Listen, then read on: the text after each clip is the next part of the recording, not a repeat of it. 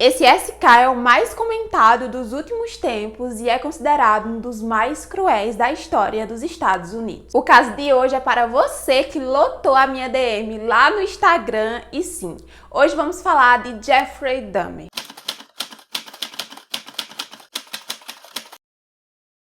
Jeffrey Lionel Dahmer nasceu no dia 21 de maio de 1960 na cidade de Milwaukee, Wisconsin, nos Estados Unidos. Ele era filho de Lionel e Joyce Dahmer e a família era considerada de classe média. Durante a gravidez, a mãe dele teve alguns problemas mentais, ela foi diagnosticada com depressão e com hipocondria. Por causa desses diagnósticos, Joyce precisou tomar muitos remédios controlados durante a gestação. Futuramente vocês saberão como isso pode ter afetado Jeffrey na vida adulta. Já Lionel era um pai ausente. Ele viajava frequentemente por conta da sua profissão. Ele era farmacêutico. Mas apesar das brigas constantes dos pais, Jeffrey era considerado uma criança feliz e cheia de energia. O seu comportamento só começou a mudar depois que ele fez uma cirurgia de hérnia que aconteceu antes do seu aniversário de 4 anos. Segundo os pais de Jeffrey, depois dessa cirurgia, ele não foi mais o mesmo. Não era mais a criança alegre e ao longo do tempo foi ficando cada vez mais fechado. Em 18 de dezembro de 1966, David Dahmer, o irmão mais novo de Jeffrey, nasceu e a família precisou se mudar para Ohio. Nesse período, o casamento dos pais dele foi ficando ainda mais complicado e as brigas e gritos eram cada vez mais frequentes ao longo dos anos. As brigas dos pais, somada à falta de afeto do pai e os constantes apagões da mãe, que ficou viciada em remédios, resultaram em uma criança cada vez mais solitária e estranha. Aos 10 anos, durante o jantar, Jeffrey perguntou ao pai o que aconteceria se os ossos da galinha fossem colocados em alvejante. Acreditando que o filho estivesse apenas demonstrando interesse científico, Lionel passou a ensinar ao pequeno Jeffrey como preservar ossos usando produtos químicos e dessecar animais. Na escola, ele foi descrito como o palhaço da turma que fazia brincadeiras para os outros rirem e ao mesmo tempo era muito estranho. Jeffrey costumava fingir ter ataques epiléticos e fazia outras brincadeiras que deixava muita gente desconfortável. Aos 15 anos, seus colegas de escola descobriram que ele levava bebidas alcoólicas e escondia dentro do seu armário e que ele era alcoólatra. Posteriormente, em uma entrevista, Jeffrey disse que foi nessa época que os seus desejos e fantasias assassinas começaram e que ele bebia para tentar esquecer esses pensamentos. O álcool acabou afetando negativamente o seu desempenho estudantil e isso fez ele se isolar ainda mais. Em certo ponto, seus pais precisaram contratar um professor particular para tentar melhorar as notas dele. Apesar de ter notas medianas, os professores diziam que Jeffrey era inteligente, mas que por algum motivo ele não se esforçava e parecia não se importar em tirar notas boas. Jeffrey se descobriu como homossexual ainda na adolescência, quando chegou na puberdade, mas ele não contou aos pais. Ele disse em entrevista que as fantasias sobre dominação ficavam cada vez mais intensas e que ao longo do tempo essas fantasias foram se misturando com o prazer que ele sentia ao dessecar animais. A primeira vez que Jeffrey sentiu vontade de matar alguém foi quando ele tinha por volta dos 16 anos. Ele costumava observar um rapaz que praticava corridas matinais. Jeffrey imaginou fazer sexo com aquele rapaz inconsciente e chegou a se esconder atrás de alguns arbustos com um taco de beisebol para atacá-lo. Porém, exatamente naquele dia, o jovem não saiu para correr.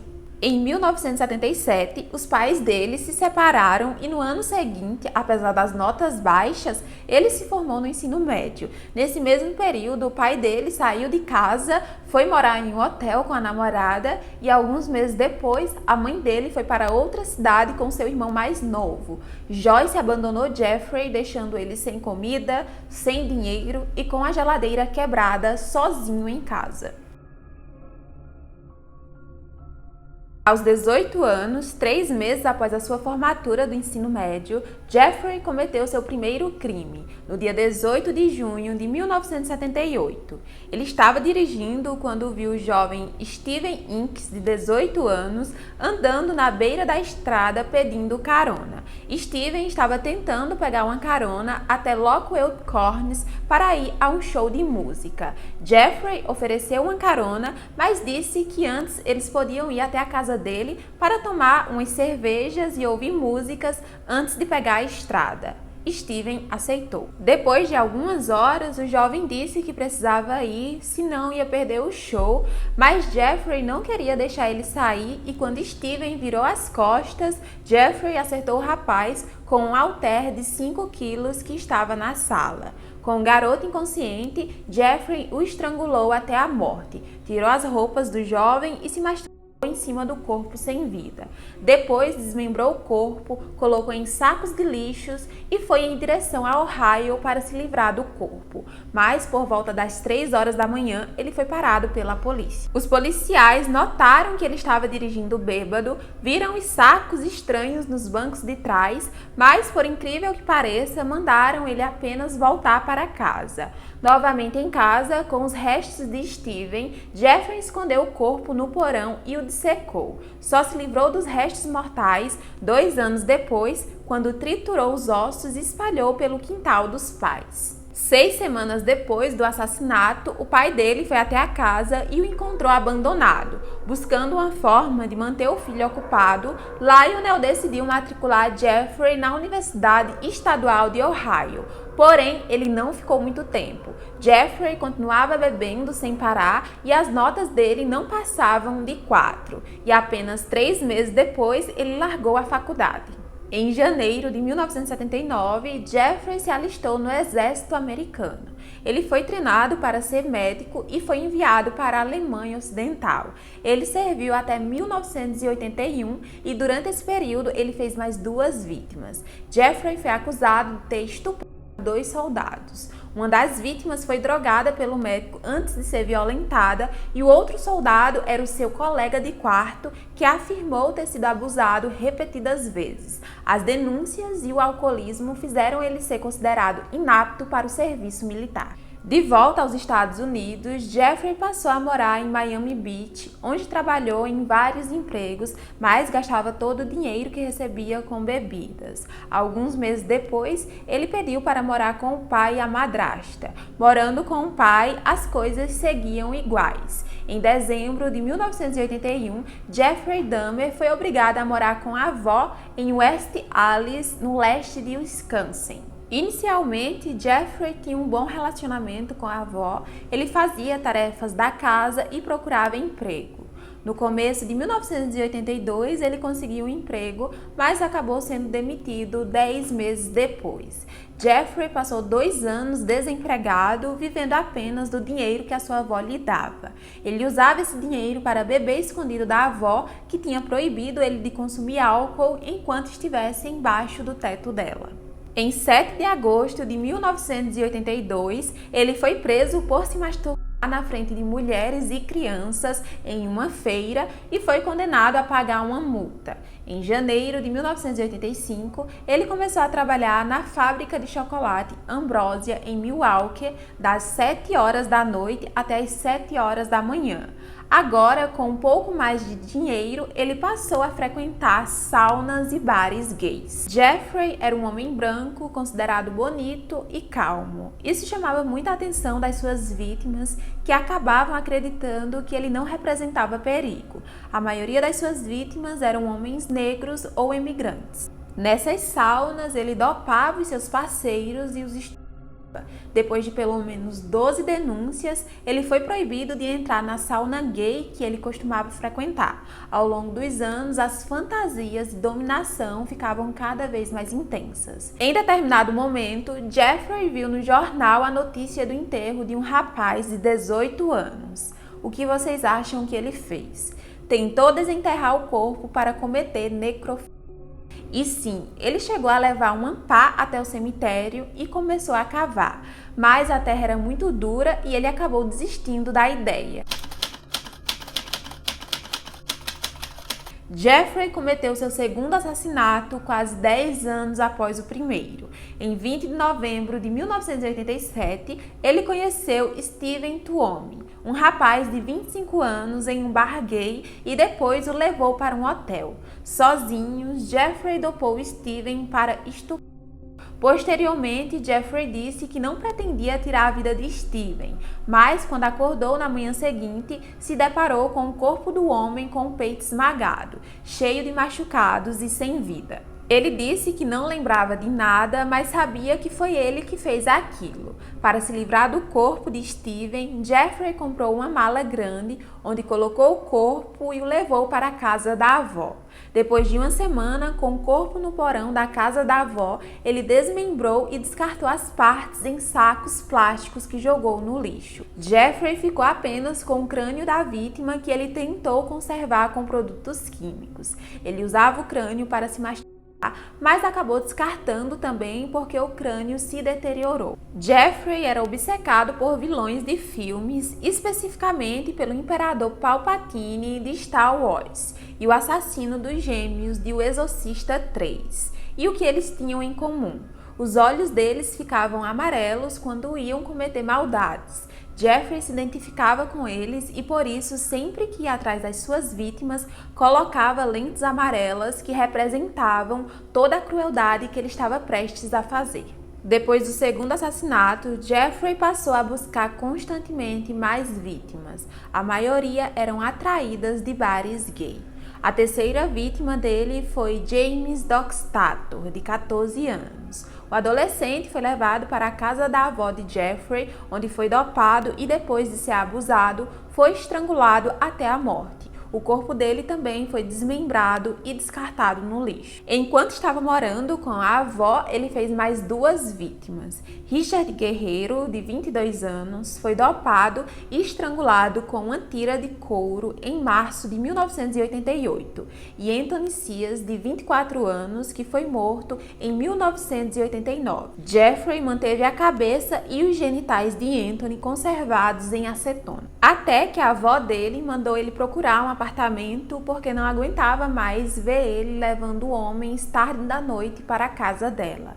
Ela também reclamava do cheiro ruim que saía do porão. Primeiro, Jeffrey alugou um apartamento de apenas um quarto. Após completar um dia de mudança, no dia 26 de setembro de 1988, Jeffrey conheceu Sonzak Sintaxonfone, de 13 anos, e atraiu o adolescente para o seu apartamento, oferecendo dinheiro para tirar algumas fotos do garoto nu. A família de Sonzak era imigrante nos Estados Unidos e passava por muitos problemas financeiros. Ao chegar no apartamento, o adolescente acabou sendo dopado e estuprado. Depois do ato, Jeffrey deixou Sonzak ir embora e ele contou aos pais o que aconteceu. Jeffrey foi acusado de agressão sexual e incitar uma criança para fins imorais. Em 23 de maio de 1989, ele foi condenado a 5 anos em liberdade condicional, tendo que trabalhar durante o dia e voltar para a prisão à noite, também sendo fichado como criminoso sexual. Porém, depois de 10 meses, ele foi dispensado de continuar a passar as noites na cadeia, permanecendo apenas em liberdade condicional.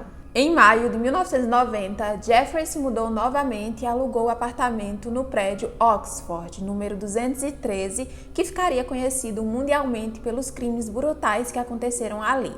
A região do apartamento era conhecida pelos altos índices de criminalidade e, por causa disso, Jeffrey pagava apenas $300 de aluguel. Ele voltou a fazer vítimas uma semana depois da mudança. O próximo foi Raymond Smith, de 32 anos, que sofreu as mesmas barbaridades das vítimas anteriores. A diferença era que, a partir dali, Jeffrey passou a tirar fotos dos corpos com uma câmera Polaroid. O crânio de Raymond foi pintado e usado como objeto de decoração ao lado do crânio de Anthony. As outras vítimas foram Edward Smith, de 27 anos, Ernest Miller, de 22 anos, que teve o coração, os bíceps e porções de carne da perna separadas para Jeffrey consumir. A cabeça de Ernest também foi usada como objeto de decoração. A oitava vítima foi David Thomas, de 22 anos, com quem Jeffrey se encontrou num shopping local antes de atraí-lo para o apartamento. Em fevereiro de 1991, ele ofereceu dinheiro ao jovem Curtis Strower, de 17 anos. Ao chegar no apartamento, ele foi estrangulado e desmembrado. Jeffrey manteve guardado o crânio, as mãos e as genitálias de Curtis. 2 meses depois, ele convidou Errol Lindsay, de 19 anos. Jeffrey fez um buraco na cabeça dele e injetou ácido em uma tentativa grotesca de transformar o jovem em uma espécie de zumbi. A experiência acabou falhando e Errol foi morto estrangulado. Vários vizinhos de Jeffrey reclamavam do mau cheiro que saía do seu apartamento e dos barulhos de motosserra e objetos caindo. O síndico do prédio entrou em contato com ele várias vezes a respeito dessas reclamações e Jeffrey dizia que o cheiro ruim vinha do seu freezer, que constantemente quebrava e estragava sua comida. Em outras ocasiões, ele dizia que o cheiro vinha dos seus peixes que tinham morrido. Em março de 1991, Tony Hughes, de 31 anos, foi a vítima seguinte. Tony era afro-americano e tinha deficiência auditiva. Jeffrey disse que Tony foi apenas mais uma das suas vítimas, mas alguns amigos da vítima disseram que os dois tinham se encontrado outras vezes antes de Tony ser morto. O corpo dele ficou 3 dias no quarto. No dia 26 de março de 1991, Jeffrey convidou Conerak Sintaxonfone, de 14 anos, para ir até o seu apartamento. Esse sobrenome é familiar, né? Conerak era irmão mais novo de Sonzak, o adolescente que foi estuprado por Jeffrey. No apartamento, Conerak foi dopado e, quando estava inconsciente, teve ácido injetado no seu lobo frontal. O garoto foi levado para o quarto onde Tony estava há 3 dias. Aproveitando que a vítima estava inconsciente, Jeffrey foi comprar mais bebidas e, ao voltar, encontrou o adolescente nu e ensanguentado tentando conversar com 3 mulheres, mas o garoto estava falando em sua língua materna e de forma desordenada.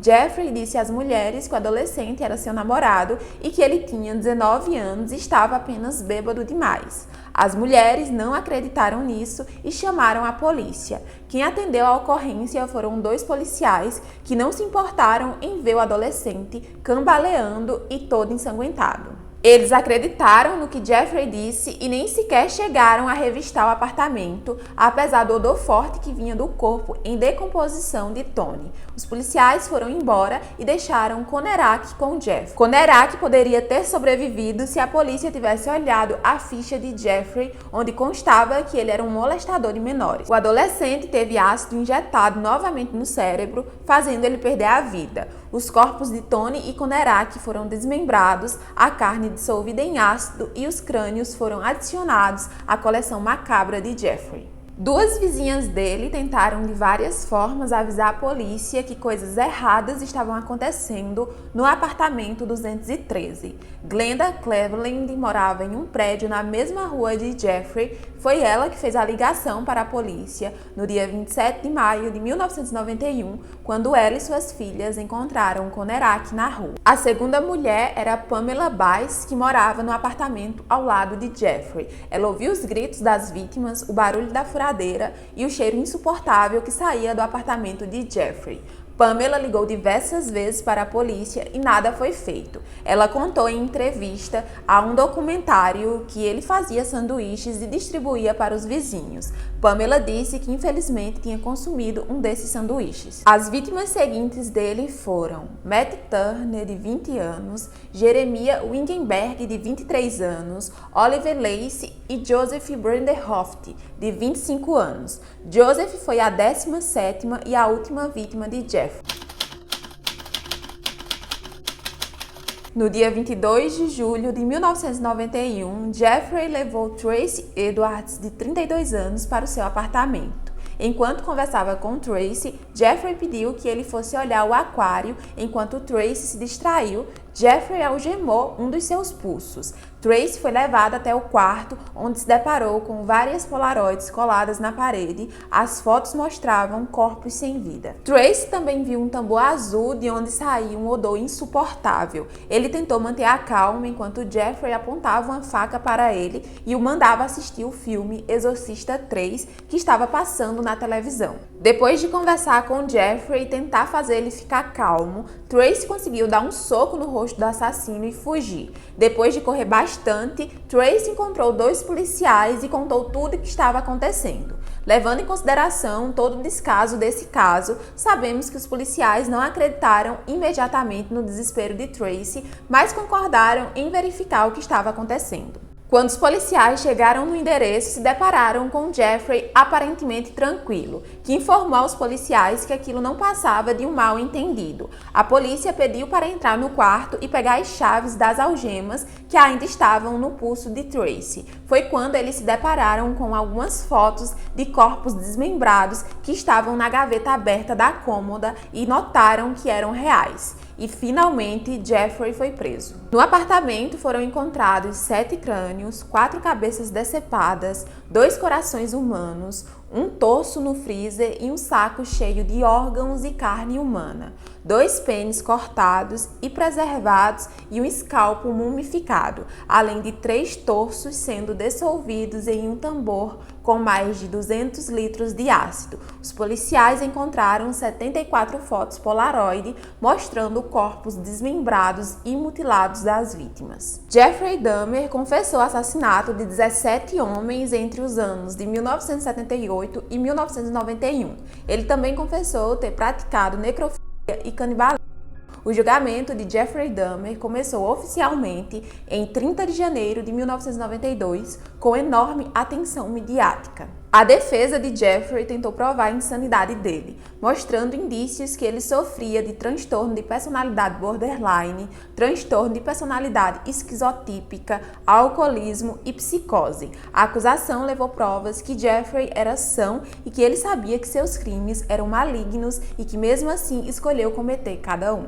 O julgamento de Jeffrey durou 2 semanas e em 15 de fevereiro de 1992, a corte declarou ele legalmente são. Como a pena de morte havia sido abolida em Wisconsin desde 1853, o juiz condenou Jeffrey Dahmer a 16 prisões perpétuas. Ele foi enviado para o Instituto Correcional de Columbia, uma penitenciária de segurança máxima em Portage, Wisconsin. Jeffrey foi colocado na solitária por quase 1 ano por causa do risco de ser morto por outros presos. Em 1993, ele foi transferido para uma ala menos segura da prisão, onde passou a trabalhar 2 horas por dia lavando os banheiros. Na manhã do dia 28 de novembro de 1994, Jeffrey foi escalado para limpar os banheiros da academia da prisão.